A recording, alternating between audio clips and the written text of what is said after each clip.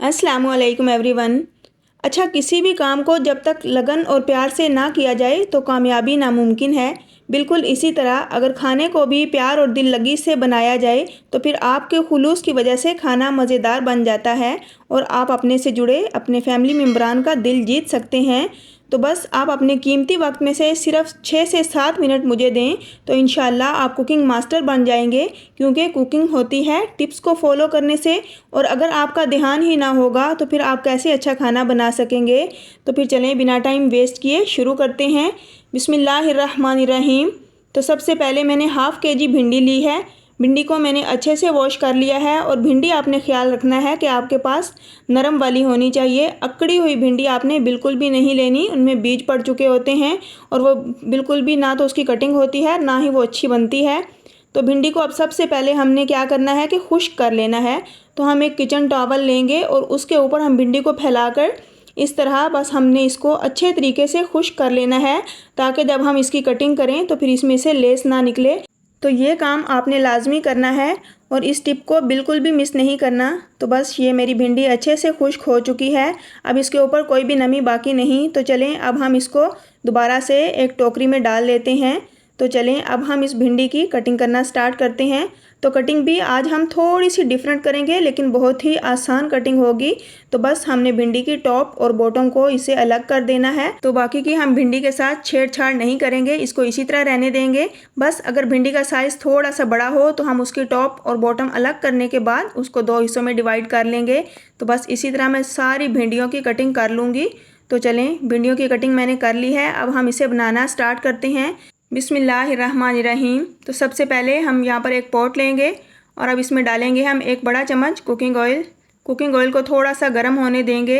तो जैसे ही हमारा ऑयल गर्म होगा तो अब हम इसमें डालेंगे कुछ अचारी मसाले, जिसमें मेरे पास है 1 टेबलस्पून पिसा हुआ खुश्क धनिया, हाफ़ टेबल स्पून राई दाना है मेरे पास, हाफ़ टेबल स्पून साबुत ज़ीरा, 1 टीस्पून मेथी दाना, 1 टीस्पून कलवंजी और 1 टीस्पून मेरे पास है अजवाइन।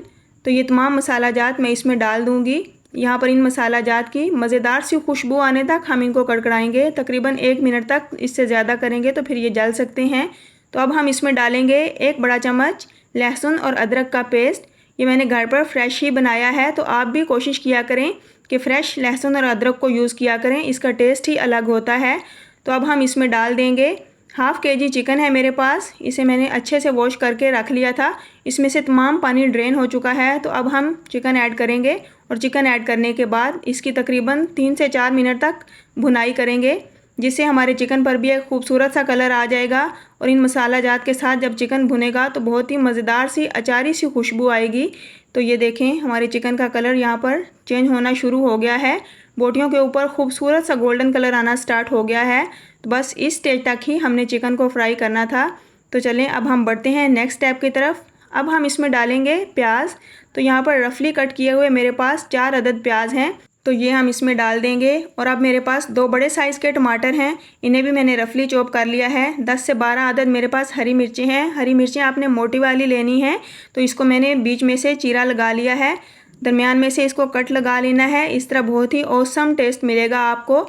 तो ये तमाम चीज़ें इसमें ऐड करने के बाद अब हम इनकी एक बार मिक्सिंग कर लेते हैं। तो इन तमाम चीज़ों की मिक्सिंग करने के साथ ही अब हम इसमें स्पाइसेस ऐड करेंगे। तो स्पाइसेस में मैं यहाँ पर डालूँगी हाफ़ टेबल स्पून के बराबर मेरे पास नमक है, हाफ़ टेबल स्पून पिसी हुई लाल मिर्च है, हाफ़ टेबल स्पून ही मैंने चाट मसाला यूज़ किया है, 1 टीस्पून यूज़ करूँगी हल्दी और 1 टीस्पून कुटी हुई लाल मिर्च ऐड करूँगी। आप स्पाइसेस की मिकदार कम या ज़्यादा कर सकते हैं अपने टेस्ट के हिसाब से या फिर अपनी रेसिपी की मिकदार के हिसाब से। मैं यहाँ पर हाफ़ केजी भिंडी और हाफ़ केजी चिकन की रेसिपी आपके लिए लेकर आई हूँ, तो उस हिसाब से मैंने इसमें स्पाइसेस ऐड किए हैं।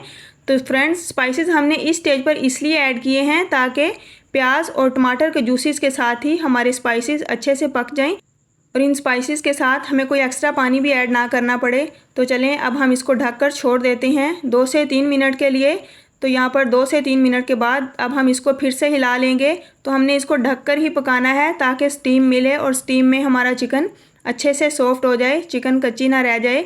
तो इसलिए हम इसको वक्फे वक्फे से चम्मच चलाते रहेंगे और फिर से ढक देंगे। तो इस तरह हमारा बहुत ही मज़ेदार और बहुत ही लजीज भिंडी गोश्त का सालन बनकर रेडी होगा इंशाल्लाह। तो ये भी एक टिप है, कि जब आप कोई भी सालन चिकन वगैरह बना रहे हों तो आप उसको स्टीम में बनाएं, तो इंशाल्लाह वो बहुत ही मज़ेदार बनकर रेडी होता है। तो एक बार हम फिर से इसे कवर कर देंगे और छोड़ देंगे 3 से 4 मिनट के लिए। तो यहाँ लगभग मैंने इसको 7 से 8 मिनट तक इसी तरह फ्राई किया है। यहाँ हमारी चिकन की अच्छे से भुनाई हो चुकी है और स्पाइसेस के साथ ये बिल्कुल यकजान हो चुका है।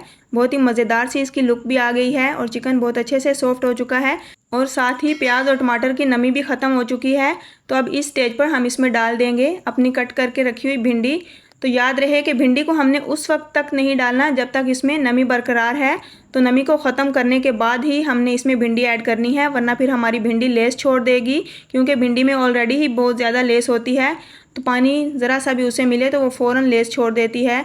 तो यहाँ हम भिंडी को भी ढक देंगे। अब हमने इसका फ्लेम मीडियम टू लो कर देना है और मीडियम टू लो फ्लेम पर हम इसको पकाएंगे तकरीबन 7 से 8 मिनट के लिए, जिसमें हमारी भिंडी भी अच्छे से सॉफ्ट हो जाएगी।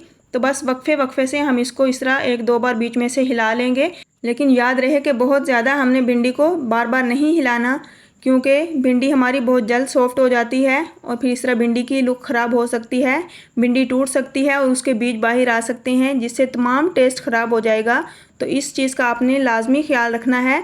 तो भिंडी और गोश्त को बनाने की ये छोटी छोटी टिप्स जो आज मैंने आपको दी, तो अगर आप इनको फॉलो करते हुए सालन अपना तैयार करेंगे तो इंशाल्लाह बहुत ही मज़ेदार सालन बनकर रेडी होगा। तो आपको भी सब कह उठेंगे कि वाह, आप तो कुकिंग मास्टर बन गए हैं, इतना मज़ेदार खाना आप बनाते हैं। तो हमारा भिंडी गोश्त बनकर रेडी हो चुका है। चलें अब हम चलते हैं इसकी फ़ाइनल लुक की तरफ।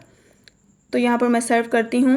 अल्हम्दुलिल्लाह हमारा बहुत ही मज़ेदार भिंडी और गोश्त का सालन बनकर रेडी हो चुका है। अचारी भिंडी गोश्त आप भी इसी तरह बनाकर तैयार कीजिए, खुद भी इंजॉय करें और अपनी फैमिली को भी इंजॉय करवाएं और सबका दिल जीत लें। तो बस लास्ट में मेरी चंद अल्फाज ये लाजमी सुनिएगा कि दूसरों के सामने रोने से बेहतर है अपने मालिक के सामने रोया जाए, जो तुम्हारी पर्दा पोशी भी फरमाता है और तुम्हारे मांगने पर खुश भी होता है।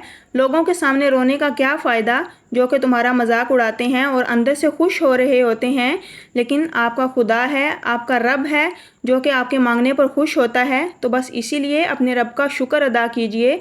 तो इसी के साथ मुझे भी अपनी दुआओं में याद रखिए। मिलती हूँ नेक्स्ट एक मज़ेदार रेसिपी के साथ। अल्लाह हाफिज़।